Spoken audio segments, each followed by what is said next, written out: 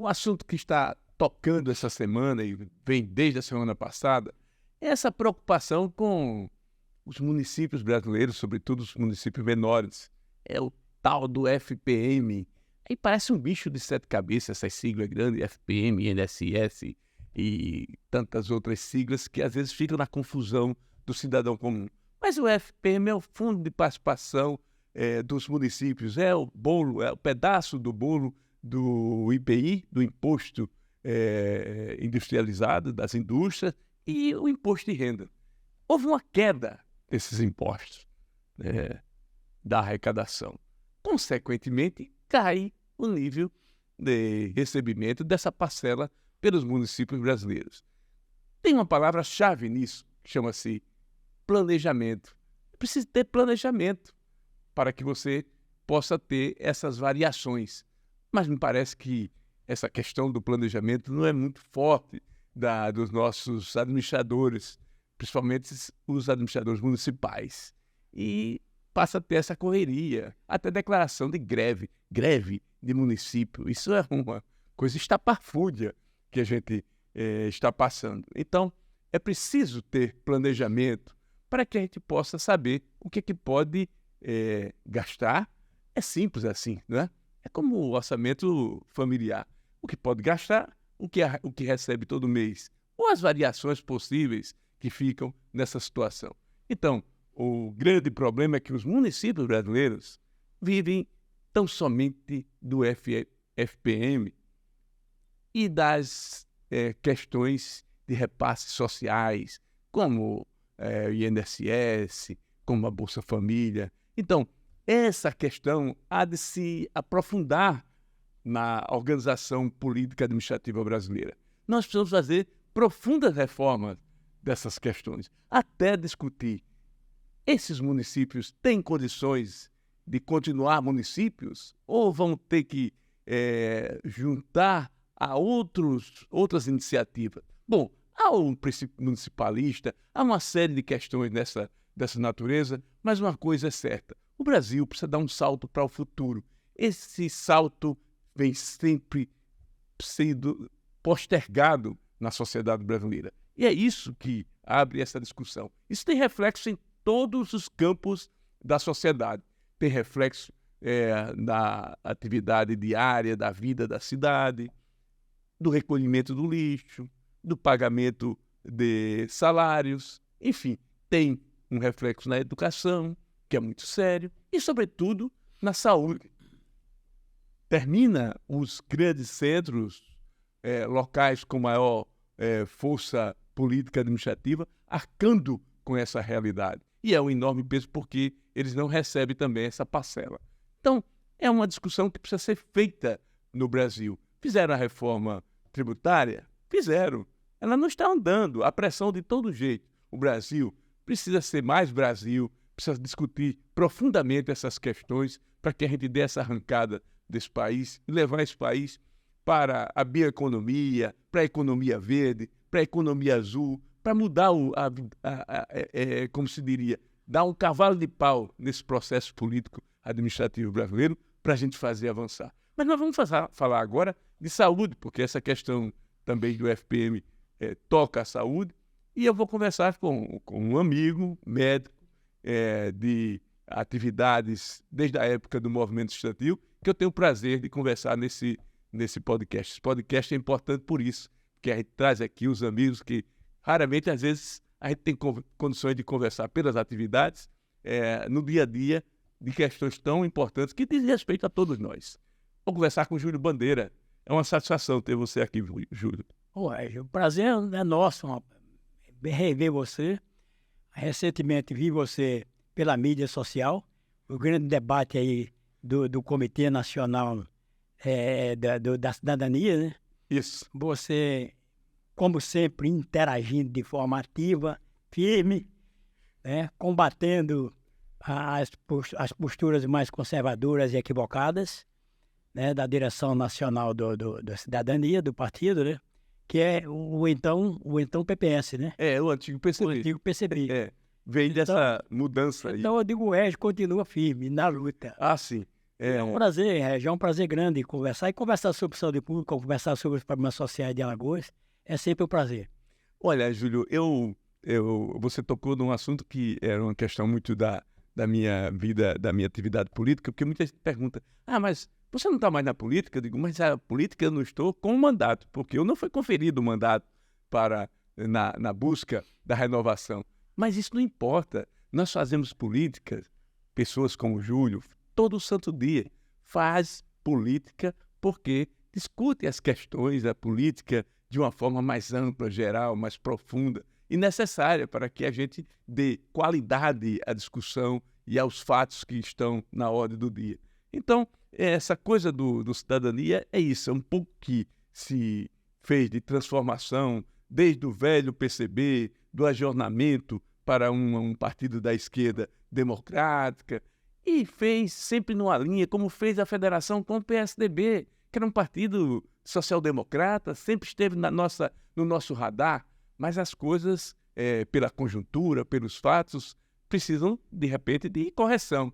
E precisa que se dê uma voz firme e uma opinião sensata dessas questões. Vamos voltar o trem para os trilhos, para que ele funcione bem. Foi nesse sentido. Mas nós vamos começar exatamente por saúde. Eu sei que você lidera um hospital em Maceió, um hospital que tem uma história. Eu sempre fui morador do Pinheiro, né? Eu sempre residi no Pinheiro desde de criança e eu sempre passava para a Feira de Bebedouro pela frente do Hospital Sanatório. Ainda era uma estrada de barro que chegava no Caldinho do Vieira, chegava no hospital, descia a ladeira de barro do Calmon e chegava na tradicional Feira de Bebedouro. Então, o Hospital Sanatório sempre foi uma referência naquela região e para Maceió e Alagoas. O hospital, de repente, sofre esta ameaça da questão dessa calamidade que tomou conta de Maceió com a questão do impacto ambiental promovido pela Braskem na questão das minas. E me parece que o hospital está mais ou menos na mesma rota de locais perigosos, mas o hospital continua no mesmo local, né? Na verdade, o hospital, eu costumo dizer que é o último dos Vaicandos do bairro do Pinheiro. Né? É a empresa, vamos dizer assim, está entre as 3, 4 mil empresas mais importantes do bairro, Pinheiro, Mutange, Bebedouro e Bom Pasto, mas pela característica de um hospital, o hospital caminha, tem mais de 80 anos, né? É um hospital de 41, né? Então o hospital foi inicialmente concebido para ser um hospital para tuberculose, para tratar a tuberculose, e na década de 80 para cá, 70 para cá, com o advento do coquetel, se descobriu o agente etiológico da tuberculose e deixou de ser um tratamento, aquele tratamento era mais empírico, né? Um tratamento de repouso, bastante alimentação, leite, proteína, e o paciente, você fazia procedimento cirúrgico para poder tirar o pulmão, era um procedimento muito ainda incipiente, procedimentos que não tratavam o problema pela raiz. Quando se descobriu o bacilo de Koch e se descobriu um coquetel para tratar a tuberculose, modificou completamente essa abordagem e modificou a dinâmica de funcionamento do hospital. O hospital continua sendo uma referência de tuberculose, pela tradição do hospital. Sim. Nós temos 12 leitos de suporte ao hospital, ao HGE e às UPAs de Maceió, continua tendo pneumologista, mas o hospital se revocacionou, passou a ser um hospital geral. Hoje a gente tem um contrato de prestação de serviço com o SUS de 500 cirurgias mês. Aí tem tomografia, tem ultrassom, laboratório, todos os exames de laboratório, tem também serviço de cardiologia, tem serviço de nefrologia, tem mais de 400 pacientes fazendo diariamente, de 3 turnos, de manhã à tarde à noite, de domingo a domingo. E temos também 70 leitos de suporte ao hospital, ao HGE e às UPAs. 28 fica para o HGE e 42 para as UPAs. De forma que o hospital continua com para atender o paciente que vem do HGE... Dá suporte, né? O paciente é operado. Sim. Por exemplo, o paciente levou um tiro, uma facada. Sim. Aí esse paciente é operado, eles transferem, a recuperação do paciente é feita no sanatório. São leitos de apoio ao HGE de cirurgia geral, de ortopedia, de cirurgia vascular, de clínica médica, de pneumologia. Um doente que está com suspeita de pneumonia, um doente que tem doença obstrutiva crônica pulmonar. Esse doente você atende, estabiliza ele, transfere para o sanatório. Isso é um contrato. A gente tem um perfil do paciente, tem a quantidade de leitos masculino e feminino, a central de regulação acompanha, tanto o Estado quanto o município, o uso desse paciente, como é que ele está sendo tratado. A gente tem indicadora de qualidade também, que todo mês a gente também se reúne com os técnicos da Secretaria Municipal de Saúde para avaliar a performance desses indicadores. São 10 indicadores de qualidade, fora as metas quantitativas. Então você recebe desse recurso do SUS, do Estado, do Ministério da Saúde e da Secretaria Municipal de Saúde de Maceió, de acordo com essa performance das metas quantitativas e qualitativas. E o hospital continua na área de risco. O hospital está se mudando, está de mudança. Tem que sair dali. Tem que sair dali. Como é o hospital? Agora, você falando dessa história da tuberculose, eu lembro que, quando criança, havia... me parece que até por essa questão, o hospital foi construído num local que não tinha movimento, lá atrás, no passado. Mas a concepção era essa. Era essa. Você construiu numa área alta, um clima rarefeito, clima bom, um ar rarefeito, né? Que desse tranquilidade ao paciente para ele se recuperar. Era essa concepção, uma espécie de um protocolo, a área geográfica. Mas também para ficar um pouco isolado do contexto social. Sim, porque havia uma discriminação nisso. Mas, claro. É porque a pessoa dizia assim, passe logo rápido por esse hospital. Não é à toa que leprosos, sim, doentes mentais, Portugal Ramalho, era distante de Maceió, do centro civilizado, eram doenças estigmatizadas, doente mental, leprosos e tuberculosos. Então, por isso que você tem o leprosário, era ali onde é em Marechal Deodoro, bem distante. Onde é na Praia do Francês, era um leprosário de Alagoas, era lá. O Hospital Portugal Ramalho, com um muro bem alto para ninguém saber o que tinha dentro. Era assim. E o hospital sanatório. O cara dizia tuberculoso, bicho Maria, todo mundo corria, porque era uma doença extremamente transmissível, muito transmissível, e não tinha cura. Não tinha cura. Então, assim como a lepra, que passou a ser, hoje há muito tempo, né, que deixou de ter o nome, até o nome mudou. Né? Até o nome mudou, como mudou também a tuberculose, é TB, é tísico, paciente tísico, tentando minimizar o impacto da doença. Coisa de lá atrás. São doenças transmissíveis, doenças infecciosas transmissíveis, e com o coquetel de antibióticos, você passou a 6 meses, com 1 mês de tratamento, você já não é bacilífero, já não transmite a doença. 1 mês, 2 meses no máximo. E a forma, no caso de leprosário, você tem 3 formas. Só uma das formas é que é mais importante para a saúde pública. As outras 2 não. Então, o hospital sanatório continua ali, aguardando a tramitação do processo na prefeitura. Já chegamos a um acordo com a Braskem, porque o hospital tem uma área de 35 mil metros. Ele vai para a encosta. 12 mil metros de área construída, 140 leitos, 10 leitos de UTI com 140 leitos de internamento, com todo esse serviço. Então, você não vai construir um hospital do dia para a noite. Então, tivemos que negociar o passivo, não só danos materiais, danos morais, mas os danos, o lucro cessante. Porque na hora que começou, em 18 de março de 2018, tivemos um abalo sísmico de 3,8 na escala Richter.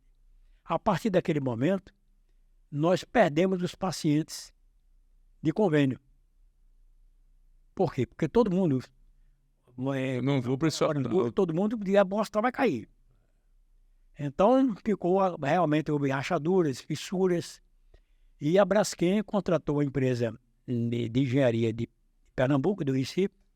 Ela fez o levantamento todinho, corrigiu as fissuras, as rachaduras, inclusive tinha 2 vigas de estruturante que foram corrigidas também, Hoje o hospital, e ele acompanha diariamente o relatório para a Defesa Civil do município e do estado, e também tem um monitoramento do terreno.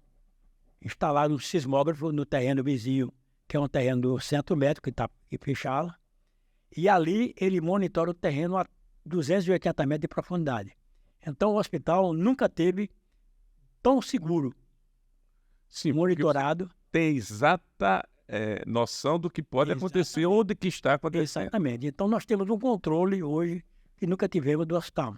Mas o hospital tem que sair, chegamos já a esse acordo, e esse acordo, já o hospital comprou um terreno ali na Josefa de Melo, na proximidade vizinha subindo a ladeira, aquela rua do shopping, né, do Pato Shopping, né? Logo depois do Atacadão, em frente, onde está sendo construído o Hospital da Unimed, praticamente ali em frente. Vai ser construído um novo sanatório. Vão ficar 2 hospitais ali próximos. Vai ficar 2 hospitais. Um subindo, um na subida e outro na descida. Um é privado, o outro é filantrópico, que é o hospital sanatório. Um hospital com 200 leitos, 20 leitos de UTI, dentro da concepção obrigatoriamente moderna de arquitetura. E vamos virar a página, viver um novo momento, um novo sanatório. Mas com a mesma característica, servir a população alagoana e ser o SUS, o carro-chefe do hospital sanatório. Existe previsão já disso? Olha, o projeto está em fase de conclusão dos órgãos da Prefeitura de Maceió, para liberação, e a gente já tem construtora já definida, tudo para poder ter o cronograma de início das obras. Uma grande preocupação é que o que aconteceu naquela região e, de repente, essas mudanças, essas transferências, não aconteceu com um debate mais profundo sobre como adequar a cidade para esse novo momento, né? Isso foi quase que um emergencial, né? Cada um para o seu lugar, né? Cada um procurando o seu caminho. Foi vamos dizer assim, uma evacuação emergencial, né? Um grito de corre todo mundo que vai desabar. Vai afundar, vai desabar. Foi um momento de muita tensão para os moradores, né? Desses 4, 5 hoje, o Flechal também está também envolvido, né? Então são 5 bairros. E também os CNPJ, né? 4.000 empresas estabelecidas também no bairro, né? Que muitas dependiam, inclusive, do local, da localização, né? do ambiente, de tudo. Você vê o Hospital Portugal Ramalho, que é um hospital público, né? Psiquiátrico, né? Também aqueles hospitais que tinha lá, Zé Lopes, Miguel Couto, Ulisses Pernambucana, também já desapareceram do mapa, né? A Miguel Couto foi reinstalado em outra área. Também o Sindicato Hospital, Sindicato dos Hospitais, a sede vai sair também. O Conselho Regional de Medicina, Conselho Regional de Psicologia, vai sair também, além, como é, de Portugal Ramalho, a Diagnóstico do Farol. Quer dizer, muitas peças na área de saúde, o SAMU, né? A Central de Medicamento, que é ter o COAF, tem o antigo medicamento de alto custo, dali da Rede de Frio e da Secretaria Estadual de Saúde, também que funciona, vizinho Portugal Ramalho, também vai ter que sair. Quer dizer, há uma evacuação involuntária, né? E realmente mexeu com toda a história, né, do bairro, né? E com toda a vivência daquela população, daquele bairro, né? Sim. É realmente um trauma, né? Um trauma muito grande. A gente estava para ser publicado, a gente ia lançar um livro, até o Dr. Álvaro Machado, que presta assessoria da direção do hospital, que o hospital tem uma liga, a mesa mantenedora, né? Como tem uma irmandade das Santa Casas, nós temos uma irmandade, que é a Liga Alagoana contra a Tuberculose. Aí você tem tem um presidente, e você tem a diretoria executiva, que é um presidente, o diretor administrativo, que sou eu, um diretor financeiro, um diretor técnico, um diretor médico e diretor de planejamento, orçamento e controle e avaliação. Tem os gerentes, e esse constitui os coordenadores, constitui a parte diretiva do hospital. A gente ia fazer, o Álvaro se envolveu nesse processo, coordenando esse processo, de editar um livro para a gente fazer o lançamento do livro sobre a história do hospital.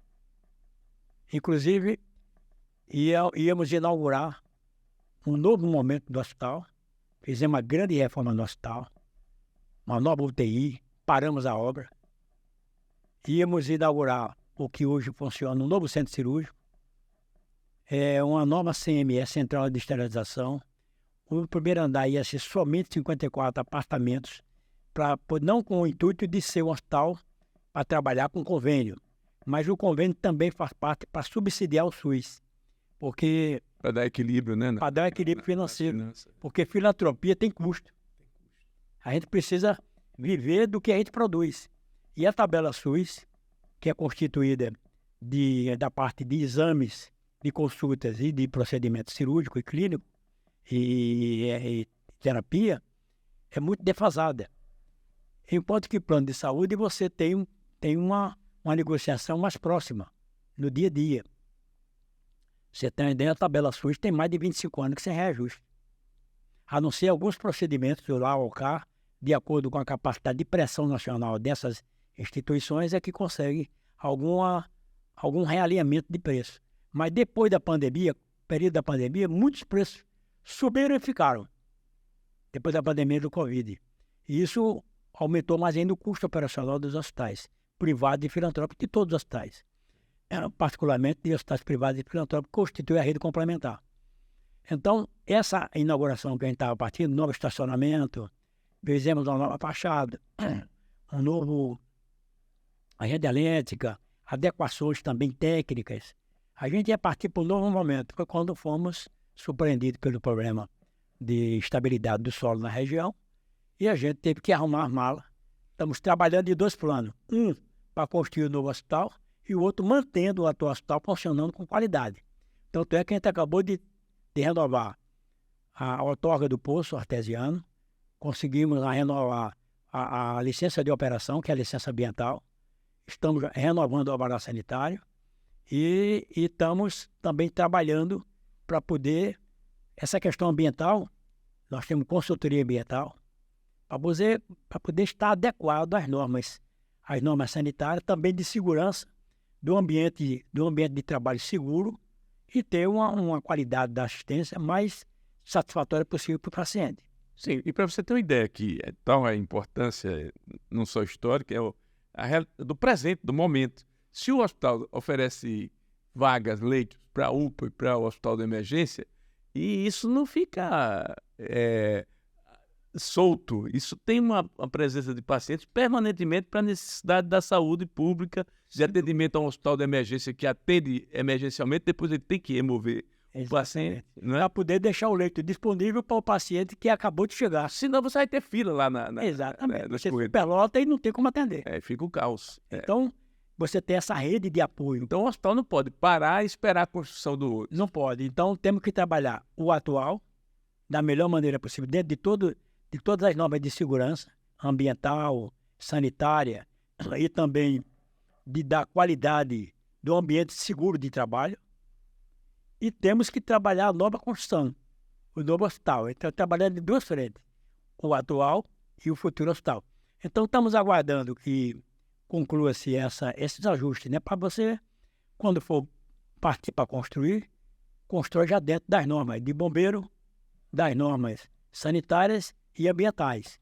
Você tem licença prévia e evita qualquer transtorno de mudar o projeto no transcorrer da construção. Quando terminar, você já está quebrando de novo para fazer um hospital adequado realmente para essa necessidade, né? Então, que termina fazendo do limão a limonada, né? Então, porque lá era uma adaptação, tinha espaço. Uma ocupação antiga, né? Mas lá esse é tão novo, né? A gente ia inaugurar uma galeria dos ex-presidentes, né? Resgatou, então, esse trabalho de pesquisa que o Dr. Álvaro coordenou, foi concluído com sucesso, levantando toda a história dos ex-presidentes, quem foi, quem é, como foi, como não foi, e de, inclusive, prestigiar as famílias dos ex-presidentes da Liga, que passaram pela Liga, e que deram enorme contribuição, como o doutor Ângelo Figueiredo, como o doutor José Cândido, né? Como o próprio doutor Marcos Braga, né? que passou 43 anos como presidente, pneumologista. Desde que ele era acadêmico, ele foi presidente, pneumologista, foi fundador da Unimed de Maceió, um dos membros da Federação de Unimed do Brasil, uma pessoa muito importante, e morreu durante esse período aí da pandemia, foi vítima a primeira vez, conseguiu sair com vida da pandemia da Covid, mas a segunda vez ele terminou ainda a óbito. Então a gente inaugurar essa galeria, vai ficar para a próxima sede, né? E inaugurar. E lançar o livro com toda essa história, para resgatar a memória. Porque você sabe, né?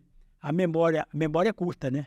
Memória é curta. Memória é muito curta. E é preciso que resgatar a história, botar no papel para poder relembrar. O presente e o futuro, né? Exatamente. É compreendendo os erros da história, ou se mirando na história, que a gente faz mais sucesso no presente e no futuro, né? Agora, você vê o hospital cumpre esse papel e ele não pode, pela necessidade da saúde, porque saúde você não pode esperar, né? Como é que ficou o sanatório diante da pandemia? Que era uma coisa que ninguém esperava enfrentar, né, Júlio? Foi uma tragédia. Uma tragédia sanitária no mundo inteiro, né? Isso teve uma coisa também importante que mostrou para o Brasil e as autoridades, tanto da presidente a nível de nacional, quanto a nível de estado e município, né? Tirar lições, né? Tem que tirar lições. Mas viu que o SUS, apesar das suas falhas, de ser um sistema de saúde que tem pouco tempo de construção, é de 88 para cá, né? A lei orgânica do SUS, a grande linha do SUS, saiu na Constituição de 88. Sim, saiu com uma coisa que eu me orgulho muito. Eu fui eleito deputado, tinha que receber um gabinete, né? Então, o Sérgio Arouca era o dos grandes pilares da Conferência Nacional de Saúde. E eu me orgulho muito disso, porque eu escolhi dos deputados do partido para entregar meu gabinete. E eu escolhi você. Aí eu dei um abraço nele, né? Porque eu tinha um referencial. E grande contribuição ao movimento sanitário brasileiro, grande contribuição para que o SUS seja o que é hoje, né? A Fiocruz, os que fazem a Escola Nacional de Saúde Pública, no Brasil inteiro, a rede de sanitaristas do Brasil inteiro, e o Arouca foi o grande marco, o grande líder desse processo, né? De vanguarda. Você dizia o seguinte, era o Partido da Saúde. Você não é do partido, é do Partido da Saúde. Exatamente, é como eu digo, você pergunta, Júlio, tá militando em que partido? Meu partido é o sanatório. Hoje é o sanatório, há 10, 12 anos, 13 anos que eu estou no sanatório. Então, tivemos que passar, como todas as entidades, tivemos que revocacionar. Viramos um hospital de referência Covid, UTI, enfermarias. Tivemos que adotar novos protocolos clínicos, protocolos operacionais padrão. E algo tudo no desconhecido, porque ninguém sabia. Completamente. Então, o custo é elevadíssimo, o nível de transmissão muito alto. Muitos colegas vieram a falecer. Perdemos o coordenador da nossa UTI. Perdemos o diretor, o nosso presidente da Liga, né? Tivemos vários colegas que se contaminaram, foram entubados, foram tratados, enfermeiras, técnicos de enfermagem, tivemos vigilantes, tivemos maqueiros que contraíram, alguns vieram a óbito, né? Então, essa história, como você diz, precisa ser resgatada. Precisa ser está também no livro, né? Para essa história, né? Porque é um negócio marcante na vida do povo brasileiro. E para você ter ideia, tivemos que sair de uma vocação para outra, de repente, readequar. E cumprimos o papel de dar nossa parcela de contribuição ao enfrentamento ao Covid, né? Na linha já hospitalar, na linha já na reta, no terceiro nível da assistência, né? Primária, secundária, terciária, já no nível de UTI, já no nível de internamento clínico. Criando protocolos, né, nacionais, trocando o pneu do carro andando, né? Isso, em movimento. 3, 4 pneus você trocando andando, né? Reparando o motor andando, né? Todo mundo aprendendo naquele processo. Então o hospital deu sua parcela de contribuição, depois teve que revocacionar-se. Ainda hoje a gente está usando máscara, né? Ainda hoje tem que observar os protocolos, porque veio também, depois disso veio a gripe, a H1N1, e aí as formas mais graves. Uma confusão, né? Porque às vezes você não sabia se estava com Covid, se estava com a gripe. Exatamente, e a Covid mudou o perfil, ela passou a ser não mais pulmonar, mas uma agressão mais infecciosa, respiratória de trato superior. Então, e o protocolo de medicamento, de abordagem do paciente na fase infecciosa, na fase inflamatória. Então, se aprendeu durante o processo da pandemia. E o sanatório deu sua parcela de contribuição no contexto da saúde pública de Alagoas. E agora voltamos a trabalhar dentro da vocação do hospital. Na contratualização das cirurgias, é um hospital mais de cirurgia, e também de suporte ao paciente renal crônico, além estamos retomando aos poucos convênios, poucos convênios ainda, porque ainda temos dificuldade de paciente de plano diferenciado ir para o hospital. E estamos recuperando o hospital, adequando as normas sanitárias, ambientais, melhorando o padrão de qualidade da assistência.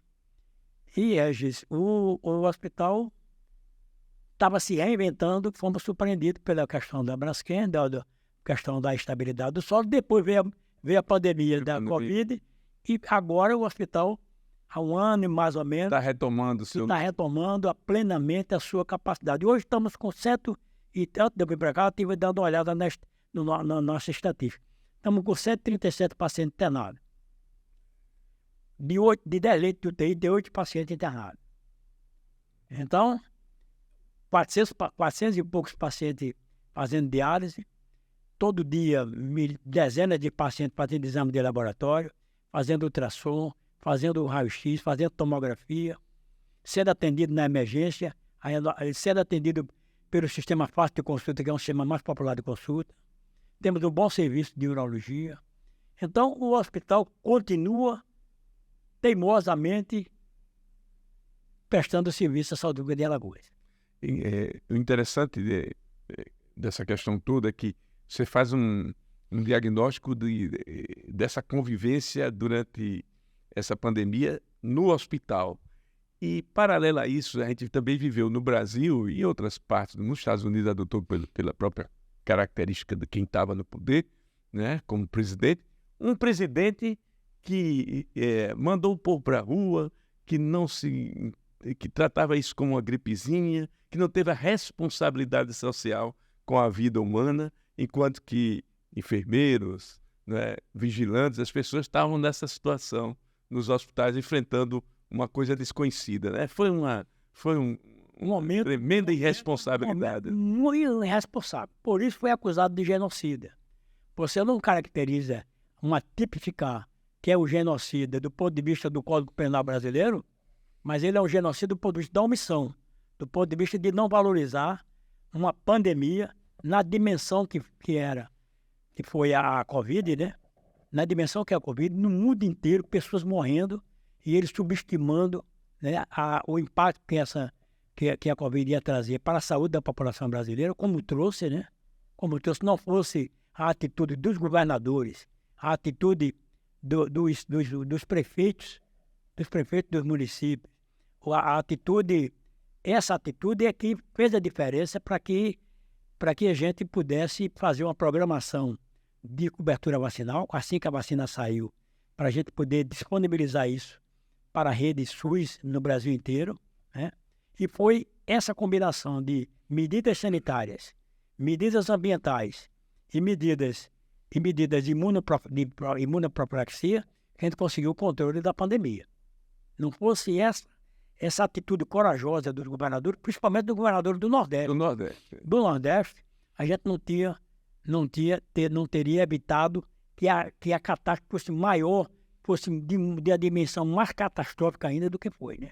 Não só de perdas de vida. Como aconteceu no Amazonas. Exato, não só de perdas de vida, mas das sequelas que ficaram. Sim, até hoje tem gente tem muita gente ainda hoje, ainda sendo investigado, pesquisado, transtorno psicológico, transtorno mental, problemas que interferem no ponto de vista neurológico, do ponto de vista cardiorrespiratório, vascular. Muitas questões ainda estão sendo investigadas ainda pela medicina para poder ver as implicações que teve a infecção a infecção pós-Covid. Quem conseguiu escapar. Fora as viúvas, os viúvos, os órfãos, né? Que ficaram, né? Então, é uma coisa muito séria, muito grave. Todo um trauma, né? O trauma que ficou para as famílias, né? Um trauma violentíssimo, né? E a lição que fica, Regis, é uma coisa que eu queria aproveitar aqui o seu programa, Regis, e destacar o Ministério da Saúde, mas os governadores do Norte e do Nordeste, do Norte principalmente, do Nordeste, mas do Norte, principalmente do Norte do Brasil, pela dimensão geográfica que são aqueles municípios. Cada estado daquele tem uma área geográfica imensa, tudo tomado de água, né? Muita dimensão. População indígena também, né? Então, essa comunidade do interior do Nordeste, principalmente da Bahia, estado da Bahia, estado de Pernambuco, estado do Ceará, que são dimensões geográficas também continentais, né? Continentais, ela precisa de uma vez por todas entender que os ensinamentos que a pandemia do Covid deixou e fazer um planejamento de médio e longo prazo para poder a gente redimensionar o leito de UTI, porque o leito de UTI precisa estar dimensionado de acordo com a quantidade da população, de leitos que você tem disponível, leitos de eletivos, leitos clínicos, leitos cirúrgicos, e também leitos de emergência, e você tem leitos de retaguarda, para garantir o suporte. Uma emergência da emergência, né? Exatamente. Porque quando muitos leitos foram improvisados, né? Mas você não pode improvisar leito de UTI. A UTI você tem que ter um bom laboratório, uma retaguarda de um bom laboratório, você tem que ter banco de sangue, você tem que ter uma retaguarda de alguns equipamentos, como, por exemplo, você não pode deixar de ter uma UTI, uma equipe multidisciplinar, como um médico intensivista, uma enfermeira intensivista, fisioterapeuta, é a equipe mínima, com o técnico de enfermagem. E você tem que ter os equipamentos, o respirador, o monitor, tem que ter um carro de parada cardíaca para fazer uma ressuscitação cardiorrespiratória. Você tem que ter todo um protocolo. Você tem que ter esse laboratório. Então, você tem que ter uma equipe mínima. E você tem que ter uma central de gases medicinais. Como é que você vai fazer? Vai fazer a UTI sem ter oxigênio, ar comprimido, vácuo? Sim, por isso tanta gente ficou na porta do hospital. Quanta gente morreu sem ter auxílio de oxigênio? E hoje você podia muito bem não só dotar esses serviços mais distantes de uma equipe mínima de terapia intensiva, mas ter uma central de gás medicinal. Nós hoje não é aquele gás medicinal convencional de transferir. Agora mesmo, você viu que agora mesmo teve uma nova crise com essa questão da gripe. E teve navio da Marinha levando aquele torpedo de oxigênio para a região norte do Brasil. Ora, hoje você tem fábrica de oxigênio. Fábrica de oxigênio. É 4 em 1. Essa fábrica de oxigênio, você dimensiona para a sua necessidade. A nossa é 30 mil metros cúbicos por mês. E os estados do norte não tinham essa estrutura, né? Não tem. Ainda não tem. Ainda não tem. É isso que eu estou dizendo. Os governadores do estado da Paraíba, do estado de Pernambuco, da Bahia, principalmente no Nordeste, porque são as territórias grandes de Pernambuco, teria que observar essa questão de não ter uma central de gases medicinais convencional. A gente também, nessa região aqui... Para não ter convencional, porque a convencional é você contratar da White Martins ou da Linde Gases. O cara leva um caminhão para abastecer. No caso da região norte, o navio vai abastecer, porque o caminhão não passa. O caminhão aqui não passa. Embarcação pequena também não leva. É fábrica de oxigênio. Porque essa fábrica de gases medicinais, se você tiver a oportunidade de fazer uma visita e tomar um café com a gente, eu vou lhe mostrar lá no sanatório. A gente partiu para essa alternativa. Então, a nossa central de gases medicinais, ela funciona 24 horas. Você tem um grupo gerador para dar autonomia a ela, no caso de faltar energia equatorial, só para ela. E ela produz não só 30 mil litros, 30 mil metros cúbicos de oxigênio de qualidade, puro, medicinal, para nós, como também gera um backup.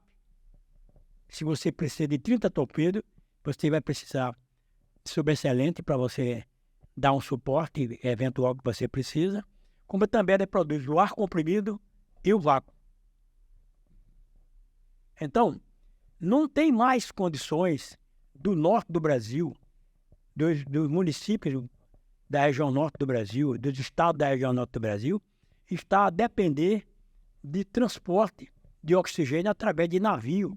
Até porque o caminhão choveu, aquelas estradas são péssimas, você não consegue. Deslocamento rápido. O deslocamento rápido. E também esses estados do Nordeste, principalmente do Pernambuco, da Bahia e do Ceará. São regiões distantes que o paciente precisa ser entubado e precisa de ventilação mecânica. Mas ele precisa dar um suporte de oxigênio. Como? De aspirar esse paciente. Como? Que é justamente aspirar, a broncoaspiração. Aí você faz com aquele respirador, aqueles aspiradores manuais, elétricos.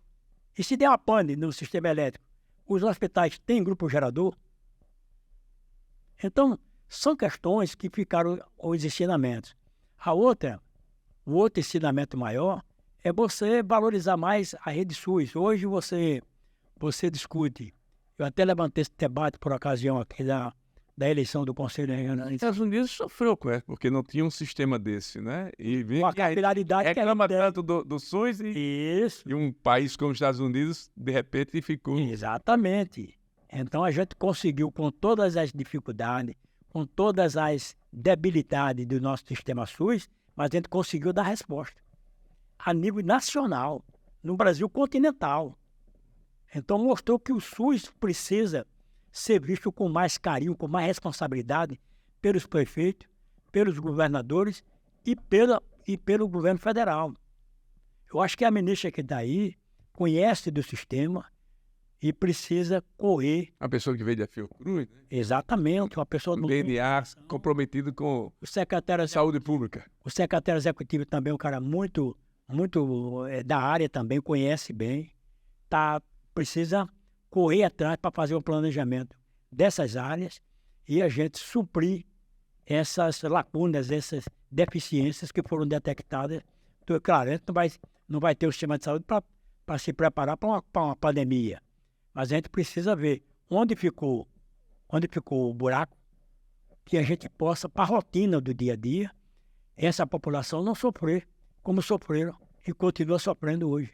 População indígena, por exemplo, você vê essa distância que fica na Grande Amazônia, na Amazônia Legal. Qual é a assistência que o índio, a população indígena tem? Esses quilombolas que estão distantes também desses núcleos mais civilizados. Então é preciso aperfeiçoar o sistema SUS, a rede SUS, e eu diria mais, o Brasil não precisa, no meu modo de ver, não precisa de mais médico, precisa de mais SUS, ampliar a linha a estratégia SUS e a carreira do profissional de saúde, não só do médico, porque médico sozinho não trabalha. É uma equipe multidisciplinar, é a enfermeira, é o técnico de enfermagem, é o técnico de laboratório, é o técnico de raio-x, só essa equipe multidisciplinar, a fisioterapia, a psicologia. Aí você vem, como é que você vai botar um cara no interior de Alagoas, vamos para lá em Alagoas, para Carneiros.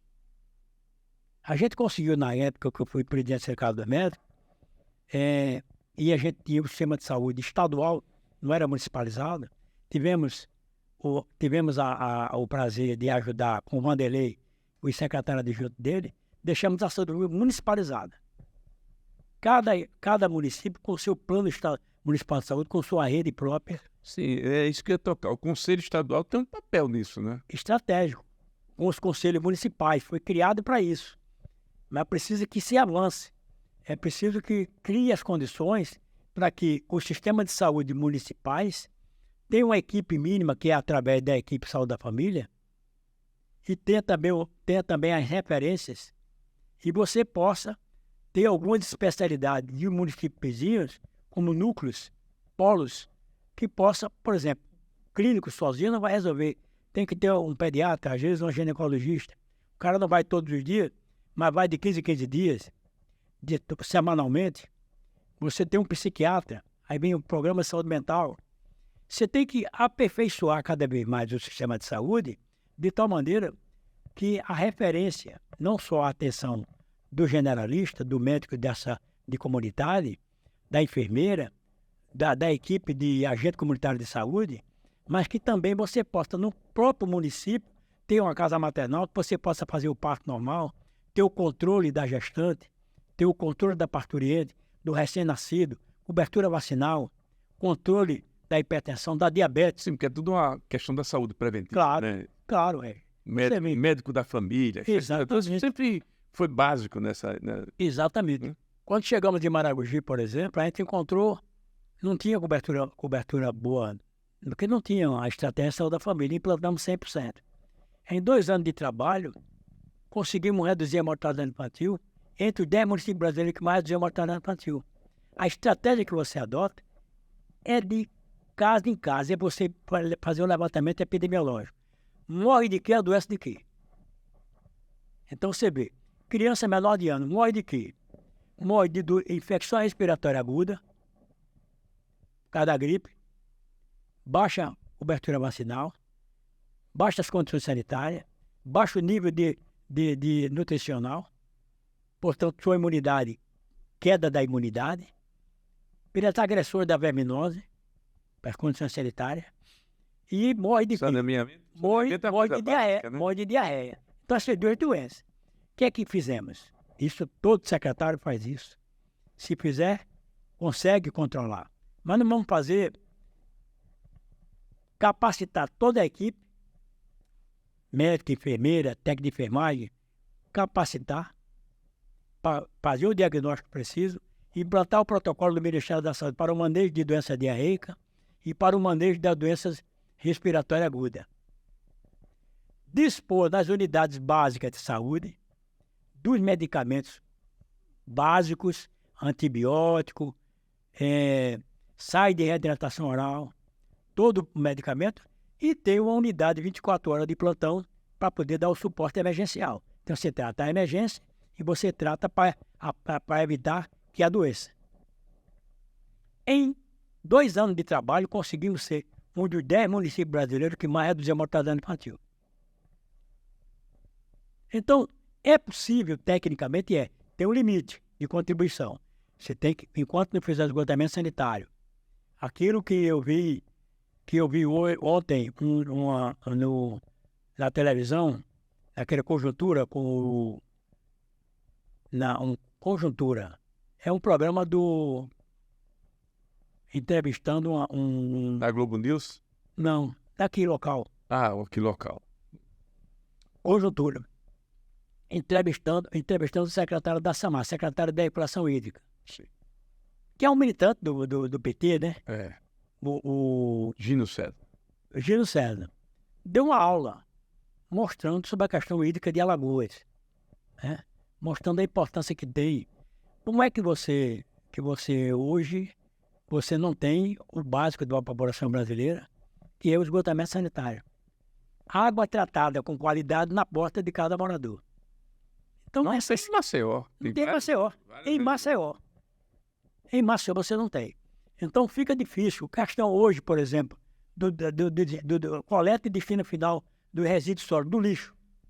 Hoje é que tem caminha para um ponto de excelência o Brasil, os estados, os municípios alagoanos, particularmente, né, que você tinha até pouco tempo lixo queimando na beira da estrada. Contaminando o solo, contaminando o subsolo, contaminando os mananciais, né?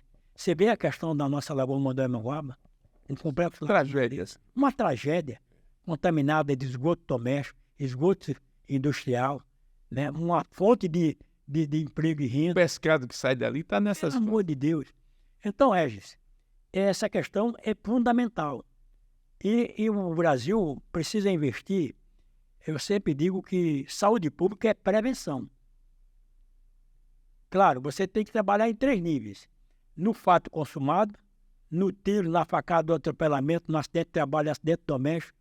Você tem que trabalhar as emergências. Você tem que trabalhar o câncer já consumado. Você tem que trabalhar, mas tem que trabalhar a promoção da saúde e a prevenção. Cobertura vacinal, se antecipar o câncer de colo grave, diagnóstico precoce. Quando a mulher você vai na rede básica e faz exame, vem fazer exame de prevenção. Não é exame de prevenção. É o exame de detecção precoce do câncer ginecológico, que é o exame citológico. Aí você vai fazer uma colposcopia, que é o exame com microscópio. Você bota um reagente, a médica vai olhar o fundo uterino, se tem alguma lesão. Normalmente é causada por um vírus HPV, que hoje tem vacina. Hoje as crianças estão vacinando com 9 a 11 anos. Tem Não vai falar em vacina para os negacionistas, né? Pois bem, então você já vai evitar, vai quebrar uma cadeia de transmissão do câncer de colo uterino, do câncer de mama. Você tem que fazer o protocolo que é o exame anual, não só clínico, mas também acompanhado de uma mamografia e de ultrassom de mama. Você vai detectar precocemente, porque o câncer detectado precocemente, e você sabe, no homem é de reto, de intestino e de próstata, e na mulher é de mama e ginecológico, de útero. Então, se você tem uma política de detecção precoce com esses exames... Primeiro momento, né? Isso. O outro é controlar a hipertensão e diabetes. Mas não vai deixar que eu faça. O doutor eu vi olhar a minha pressão. Você viu olhar a pressão? Por quê? É porque meu pai é hipertenso e diabetes. Tá. Mas a senhora vai se tornar hipertensa qualquer dia. E por quê? Porque a senhora está fora do peso. Você olha o peso dela, o modo dela viver. Se ela faz atividade física, não tem. A senhora tem uma alimentação... Olhou para o sujeito já dá o diagnóstico. Né? Saudável, não tem. Então a senhora é potencialmente uma candidata a ser hipertensa diabética. Aí o que é que tem? As escolas têm que estimular o esporte. Você tem que estimular uma alimentação saudável. Quer dizer, um grande trabalho que o Brasil tem, que rende muitos dividendos, foi o combate ao fumo, combate ao cigarro. Isso evitou milhares, milhões de câncer de bronco e de boca. Por quê? Porque bateu ostensivamente uma propaganda pesada do Ministério da Saúde, conseguiu, desde o seu ministro Serra para cá, reverter esse quadro. Precisamos investir em grandes propagandas de promoção, ter alimentação saudável. Hoje o nosso padrão alimentar é de comida gordurosa, oleosa, que leva à obesidade. Vida sedentária leva à obesidade. São candidatos propensos à hipertensão e diabetes, que leva às complicações de curto e médio prazo, de médio e longo prazo, a infarto do miocárdio, 10 vezes mais do que não tem. Leva a infarto cerebral, que é o AVC, o derrame, que o povo chama, seja hemorrágico, seja isquêmico. Leva a problemas de câncer também, porque essas alimentações são industriais e industrializadas. E leva o paciente a ter complicações graves, principalmente o diabetes, que é a doença silenciosa mais grave que a gente tem.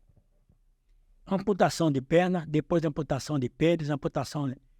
E vem o acidente vascular cerebral e o infarto do miocárdio. Então, são doenças severas, silenciosas, como o cigarro. O cara fuma. O efeito nocivo do cigarro, das substâncias químicas compostas dentro do que você fuma, não é de curto prazo, é de médio e longo prazo, de 20, 30 anos lá na frente. O cara fuma, nós fomos estimulados na nossa época. A conta vem depois. Né? A conta vem depois. Para a família, para a família e para o sistema de saúde pública do Brasil. Que fica caro. Então, eu costumo dizer que o Ministério é mais da doença do que da saúde, porque a gente discute 24 horas praticamente doença e não discute as estratégias de promoção da saúde e de prevenção. E nessa pandemia ficou também muito dentro da visão da medicina de alguns profissionais, uma visão muito estreita, muito negacionista, inclusive da própria vacina, da história da cloroquina, que foi um pandemônio, né? Na verdade, a pandemia fez revelar as revelações daquilo que estava adormecido. Né? A nossa categoria médica, eu fui presidente, você sabe, do Sindicato do Médico durante 9 anos, 3 mandatos. Eu fui também daquele movimento de renovação médica, que vem da década de 80. Na reposição da UNE, a gente vem do movimento estudantil, a gente vem da reposição do DCE, da UPAL, a gente vem da reposição do movimento social, da Sociedade de Direitos Humanos, vem da luta da anistia, luta da direta, Uma geração da Constituinte Livre e Soberana. Nossa. E sempre eu sempre tinha 2 pautas para o movimento médico. Uma pauta corporativa, que é ligada aos interesses da categoria, questão salarial, a carreira do profissional, as condições de trabalho, ética digna, né?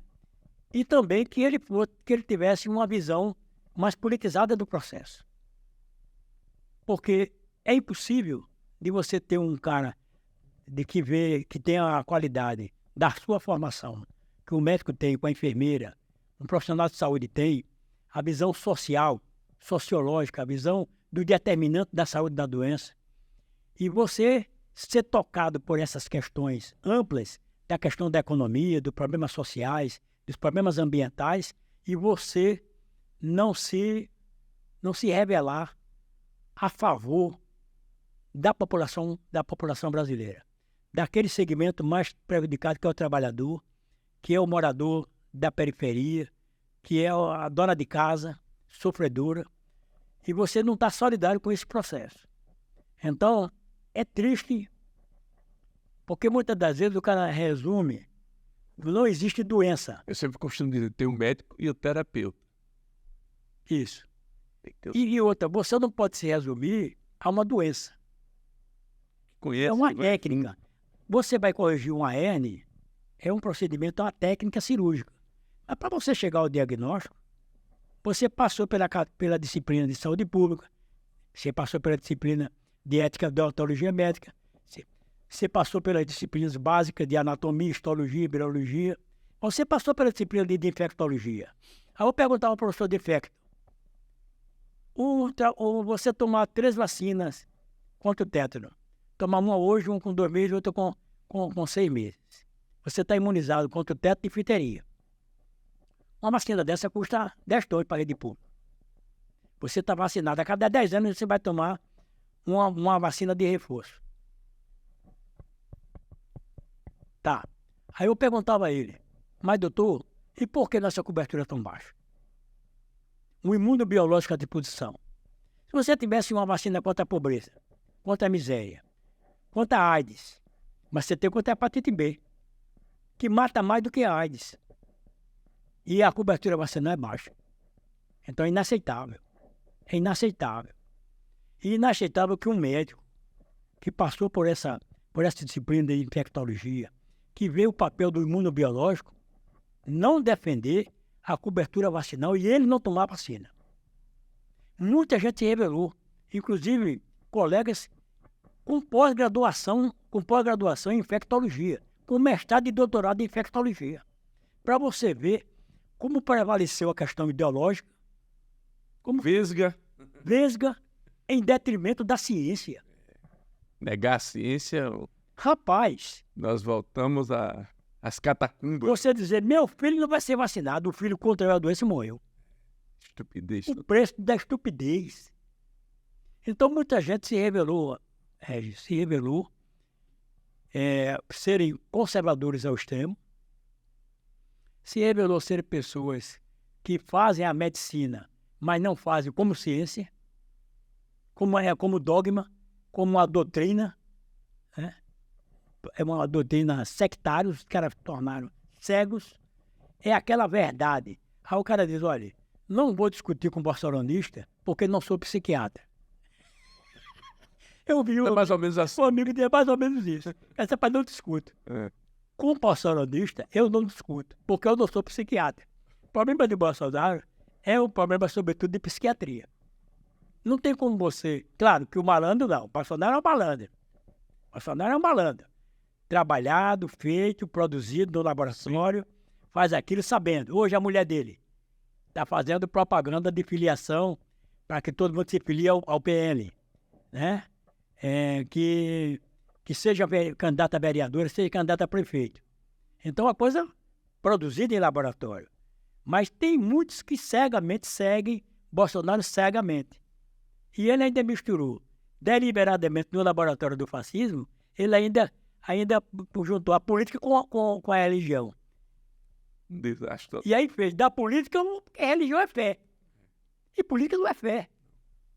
Política é um instrumento da sociedade para exercer a cidadania e o poder político em benefício da maioria. E a gente sempre entendeu desse jeito. E não para servir um grupelho de canalhas a serviço dos interesses pessoais dele, né? Então, a lição que fica é muito rica também, né? Precisamos, o movimento democrático, as forças democráticas... Refletir sobre isso tudo, né? Refletir sobre tudo isso e a gente ser mais unidos, construir uma grande frente nesse país e a gente poder realmente valorizar mais. Porque se a falha que tem das forças populares democráticas, por os erros cometidos no passado recente, que surgiu o Bolsonaro da vida. Surgiu o Bolsonaro da vida. E nessa esteira de Bolsonaro, ele ganhou uma amplitude de 49% da votação. Então, ele não tem esse tamanho. Exato. É o antipetista, é o antilulista, é o anticorrupção, é o anti-tudo que se juntou todo mundo e que vamos derrubar. Fizeram o caminho do ódio. Então vai derrubar o caminho de ódio, de a raiva. intolerância. Quer derrubar a democracia, quer derrubar a ciência, quer derrubar a cultura, quer derrubar o O Supremo, a democracia. A democracia. Os poderes. Então, os poderes, então quer derrubar tudo. É. Então virou uma seita. Então tem muito que a gente aprender. A gente que participou e participa dessa luta tem compromisso com a democracia, tem compromisso com a ciência, compromisso com as forças mais vivas desse país, com a cultura, né? Você vê os valores culturais nossos sendo pisados, esmagados. A gente tem que se reunificar, se reunir, né? Valorizar, retomar. Vamos começar de onde a gente retomar a luta de onde a gente começou. Reconstruir o movimento popular, o movimento democrático, né? Fortalecer os partidos políticos comprometidos com as forças democráticas, né? Tentar unificar o máximo, não é esse leque. O cara está insatisfeito aqui com um partido, o outro está insatisfeito com outro partido. 50 partidos. Sopinha de letrinha, né? Pelo amor de Deus, não é possível que a gente... Tem tanta ideologia no mundo, né? É possível, rapaz. É como dizia, né? Quem foi? Você que é jornalista tem mais memória do que eu. O cara da esquerda só se une na cadeia, né? É possível. Temos que nos unir na democracia. Exatamente. No dia a dia, na luta do dia a dia, na luta do sindicato, retomar a luta sindical, né? Retomar a luta democrática, a luta do bairro, a luta da associação de bairro, a luta das mulheres, né? Mas hoje, é como diz nosso amigo Aldo Rebelo. Aldo Rebelo diz que hoje é o momento de discutir mais os interesses individuais do que os interesses coletivos. E ele está certo. Tanta individualidade sendo discutida que a gente olha para o quadro canto e os interesses do coletivo. Não dá para unificar tudo isso numa coisa só. Bem-estar social, geração de emprego e renda, democracia, partido forte, para a gente vamos unificar. A palavra de Deus se chama unidade. A gente ia demorar mais 1 hora de conversa aqui, viu, Júlio? Mas, infelizmente, a gente está terminando o tempo. Mas foi muito bom ouvir você, ouvir essas questões da saúde. Muito obrigado pela sua participação. Obrigado a você, Ed. Um prazer sempre, um prazer grande. E aparecer no sanatório para você... Vou aparecer. Tomar um café com a gente. O café de cortesia. Tem um cappuccino, tem um café expresso, uma água mineral. E a gente possa... Quando eu venho lá da República da Goiabeira e Fernão Velho, todo dia eu passo na porta do sanatório. Eu vou fazer essa parada. Eu estou lá todos os dias de 8h30, 8h30, 9 horas. Muito bem. E a gente passa o dia, fica até meio-dia, 1 hora da tarde, mas fica online, de sábado, domingo, feriado, e sempre trabalhando para que aquele hospital possa continuar prestando serviço à saúde pública de Alagoas. Obrigado, Júlio. Obrigado a você, Ed.